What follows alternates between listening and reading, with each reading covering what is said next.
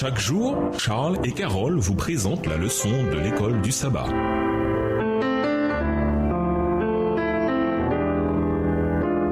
Bienvenue dans votre émission Dieu nous parle. Nous voilà la leçon de vendredi. Pour aller plus loin, nous vous invitons à lire dans le livre Patriarches et Prophètes les chapitres suivants Élie et ses fils et la présomption de Saül, livre écrit par Ellen G. White. La soumission à la volonté de Dieu est possible quand nous mourons à nos ambitions et à nos désirs personnels. Cela ouvre la voie à un service authentique auprès des autres. Nous ne pouvons vivre pour Dieu sans devenir un sacrifice et sans vivre dans une écoute constante de sa voix. Pour que nous soumettions véritablement nos volontés à la volonté de notre Père, nous devons reconnaître les dangers que nous courons en comptant sur nous-mêmes ou sur des palliatifs à la parole et à la puissance de Dieu. Puisque la soumission à la volonté de Dieu est au cœur d'une vie à la ressemblance de Christ, Dieu peut permettre que des creusets nous apprennent à dépendre de lui. La négligence d'Élie, 1 Samuel 2, verset 12 à 1 Samuel 3, verset 18, est exposée avec clarté devant chaque père et chaque mère du pays, comme fruit de son affection non sanctifiée ou de son refus d'assumer un devoir pénible. Il a recueilli une moisson d'iniquité chez ses fils pervertis. Tant le père qui a permis cette méchanceté que les enfants l'ont pratiquée était coupable devant Dieu. Le Seigneur n'acceptera ni sacrifice ni offrande pour leur transgression. Extrait du livre Élever l'enfant, chapitre 47, page 286, livre écrit par Ellen G. White. À méditer en classe, parler de l'incroyable renoncement du Fils de Dieu qui est venu sur terre sous la forme d'un être humain afin de mourir pour nos péchés. Qu'est-ce que cela nous indique sur ce que signifie le sacrifice de soi et le renoncement à soi pour le bien des autres? Nous ne pouvons certes pas faire quelque chose de comparable à ce que Jésus a fait, mais le principe est le même et nous ne devrions jamais l'oublier. En quoi peut-on, dans nos propres sphères, imiter le genre de soumission et de sacrifice de soi que Jésus a manifesté à la croix? Pour beaucoup de gens, se soumettre à Dieu sans savoir ce qui peut arriver peut être quelque chose de terrifiant. Quel conseil donneriez-vous à quelqu'un qui compte sur lui-même plutôt que sur Dieu? Que diriez-vous pour dissiper ses craintes de ne pas connaître l'avenir ou de ne pas pouvoir le contrôler? En classe, passez un peu de temps à prier pour ceux qui ont des difficultés à se soumettre à la volonté de Dieu afin qu'ils voient que faire confiance à la volonté de Dieu est le seul chemin vers une paix durable. En même temps, quelles actions pratiques pouvez-vous faire pour eux afin qu'ils voient qu'ils peuvent s'abandonner à Dieu et que ses voies sont les meilleures? En d'autres termes, de quelle manière Dieu peut-il vous employer pour aider les autres à connaître son amour et son empressement à subvenir à nos besoins? Au revoir. Et à demain si Dieu veut.